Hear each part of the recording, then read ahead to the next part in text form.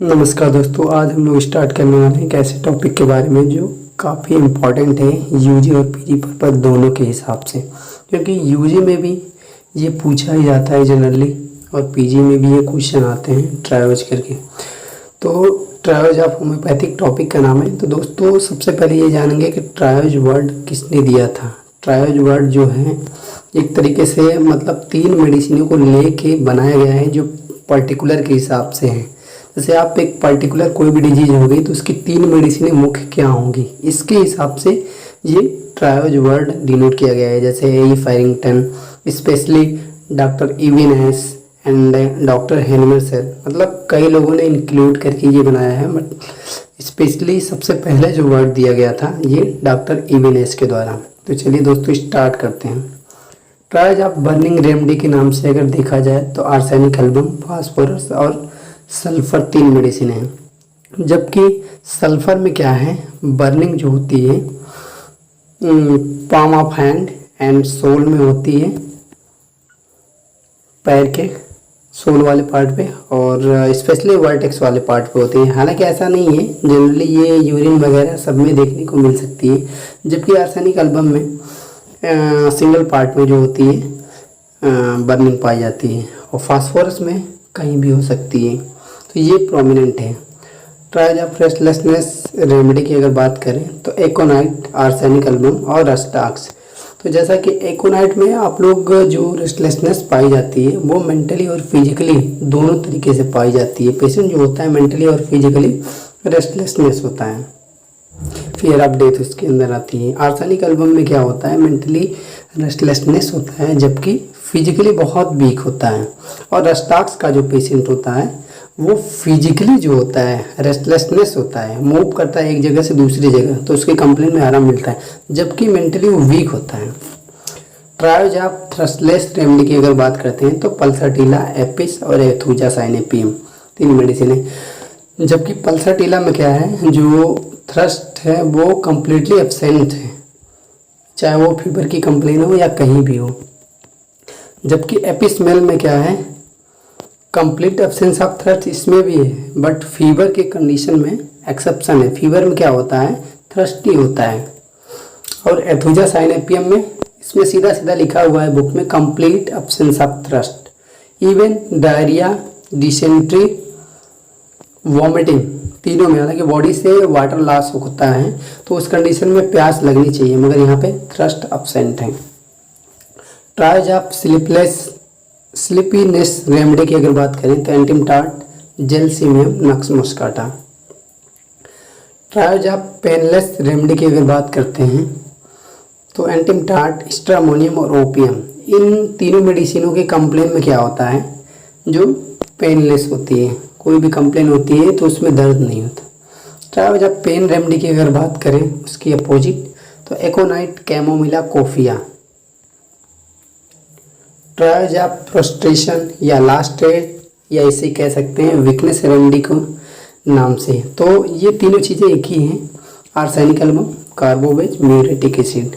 ये last add का मतलब ये हो गया कि कोई लास्ट कंडीशन के लिए कौन कौन सी मेडिसिन है हम दे सकते हैं, उसके लिए ये। ट्रायोज ऑफ लीवर रेमेडी के नाम से जानी जाती है चिलोडोनियम, जैसा कि आप लोग जानते हैं। क्यों इसका ज़्यादा यूज होता है, आरम्योर, लेप्टेंड्रा वर्जिनिका, ये तीनों जो है trios of liver remedy. Trios of croup या क्रॉप जो भी पढ़े, इसके लिए रेमेडी है एकोनाइट, ड्रोसेरा, हिपरसल्फ। हिपरसल्फ में जो होता है पिरुलेंट डिस्चार्ज होता है, वाटरी होता है, येलोइश कलर होता है। ड्रोसेरा में क्या होता है, सफोकेटिंग कफ होता है। जबकि एकोनाइट में क्या होता है, नॉर्थ वेस्ट विंड की वजह से इसमें क्रोप होते हैं, सफोकेशन इसमें भी होता है। ट्रायोज ऑफ मास्टरबेशन रेमेडी की बात अगर करते हैं तो ब्यूफोराना, स्टेफसाइगिरिया और नक्स भूमिका। ट्रायोज ऑफ मास्टरबेशन रेमेडी के नाम से अगर हम बात करते हैं ए फैरिंगटन्स की, जो कि ये सबसे ज़्यादा देखने को मिलता है, जो आप ऊपर देखे हैं ट्रायोज ऑफ मास्टरबेशन रेमेडी, ये किसी अदर साइंटिस्ट की वजह से तो ये ज़्यादा प्रोमिनेंट नहीं माना जाता है। हमें याद करना ये वाला ज़्यादा पूछा जाता है। Trios of masturbation remedy doctor A Farrington, nux vomica, calcarea और सल्फर, ये 3 मेडिसिन प्रोमिनेंट हैं। ट्रायज ऑफ ऑफेंसिव यूरिन की अगर बात करते हैं तो बेंजोइक एसिड, सीपिया और नाइट्रिक एसिड। नाइट्रिक एसिड में जो होता है यूरिन होता है हॉर्स लाइक यूरिन, और सीपिया में वेरी ऑफेंसिव होता है। बेंजोइक एसिड में यूरिन जो होता है बहुत प्रोफ्यूज होता है, ये भी ऑफेंसिव होता है। ट्रायज ऑफ ऑफेंसिवनेस रेमेडी, वो क्या था? ऑफेंसिवनेस यूरिन था, यहाँ पे क्या है? ऑफेंसिवनेस रेमेडी बैप्टीसिया, ये टाइफाइड की कंडीशन में पूरे डिस्चार्ज होते हैं बॉडी के। इवन स्वेट, सलाइवा, सब कुछ क्या होता है? ऑफेंसिव होता है। क्रियोसोट, इसके 8 डिस्चार्ज जो होते हैं ऑफेंसिव और पुट्रिड होते हैं। मर्क्सान, ये सिफिलिटिक रेमेडी, ऑलरेडी इसके डिस्चार्ज जो होते हैं ऑफेंसिव होते हैं। ट्रायज ऑफ डिलीरियम या मानिया के नाम से भी इसको जान सकते हैं। तो इसमें 3 मेडिसिन है, बेलाडोना, स्ट्रामोनियम, हायोसाइमस। बेलाडोना में होता है वायलेंट मानिया, जबकि हायोसाइमस में होता है लेसेवियस मानिया, स्ट्रामोनियम में होता है रिलीजियस मानिया, धर्म के प्रति बहुत ज़्यादा पागलपन रहता है। ट्रायज ऑफ टोसिस, तो सबसे पहले हम ये जानेंगे कि टोसिस होता क्या है। ड्रूपिंग ऑफ अपर आईलिड, अगर बार बार अपर आईलिड जो है पलकें गिरती रहें तो इसे बोलते हैं ड्रूपिंग। तो इसमें है ट्रायज ऑफ ड्रूपिंग रेमेडी के नाम से जेलसिमियम, कॉस्टिकम और सीपिया। जेलसिमियम में होता है specially right sided dizziness drowsiness condition में जो होता है टोसिस हो जाती है, और कॉस्टिकम में राइट साइडेड होता है टोसिस, सीपिया में both sided. Trios of antipsoric remedy के नाम से अगर जानते हैं तो कैलकेरिया कार्ब, लाइकोपोडियम और sulphur, according to doctor Hahnemann. Trios of anti sycotic remedy की अगर बात करें, ये अदर साइंटिस्ट की वजह से हैं या उनके अकॉर्डिंग है, तो नेट्रम, सल्फ, थूजा और Medorrhinum. Triage of syphilitic remedy के नाम से अगर जानी जाती हैं तो 3 मेडिसिन, मक्साल, सिप्लेनम और creosote. Triads of wart remedy, causticum, nitric acid और dulcamara. Triads of nymphomania remedy, तो निम्फोमानिया का मतलब ये होता है excessive sexual desire in women. तो एक ओमेन में हद से ज़्यादा सेक्सुअल डिजायर होती है, उसे बोलते हैं निम्फोमानिया। तो होता है हायोसाइमस, प्लेटिना और tarantula. Triage of flatulence remedy के नाम से जानी जाती है कार्बोवेज, अपर पार्ट में या अपर एब्डोमेन में जो होता है एपिगैस्ट्रियम में अगर फ्लैटुलेंस बनता है तो कार्बोवेज, इसकी सावर इरेक्टेशन होती है और फ्लैटस से आराम मिलता है।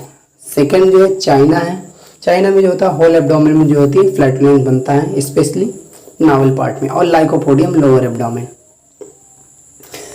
ट्रायज ऑफ क्लाइमेट्रिक रेमेडी के नाम से जानी जाती है लैक्सिस, सल्फर और सीपिया। सबसे पहले क्लाइमेट्रिक एज जो होती है वो एज ए मीनोपाज की कंडीशन को ही क्लाइमेट्रिक एज बोलते हैं। तो इसमें लैक्सिस बहुत अच्छी मेडिसिन है, सल्फर और sepia. Triads of treatment of chronic rheumatism and paralysis, दोनों के लिए अगर बात आए तो इसमें according to doctor Nash causticum, rhus tox और सल्फर है। जबकि क्रॉनिक पैरालिसिस की अगर बात आती है तो इसमें कॉस्टिकम, रस्टॉक्स और सीपिया कहीं कहीं देखने को मिल जाता है किसी किसी बुक्स में, किसी किसी राइटर ने। जबकि आपको याद क्या करना है, क्रॉनिक रिमेटिज्म और पैरालिसिस के लिए रस्टॉक्स, कॉस्टिकम और sulphur. Triads of anti scrofulous remedy के नाम से बराइटा कार्ब, आयोडम और ब्रोमियम।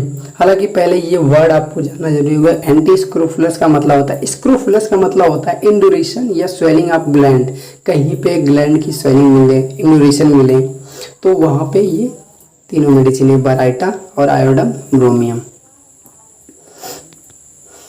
ट्रायज ऑफ कन्वर्जन रेमेडी के नाम से cicuta virosa, cuprum metallicum, Causticum.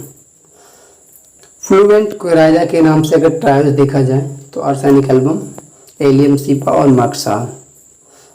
Triage of glandular remedy के नाम से अगर देखा जाए तो कोनियम मैक, ब्रोमियम और कार्बोएनामिलेस। इनमें क्या होती है, ग्लैंडुलर स्वेलिंग हो जाती है बॉडी में।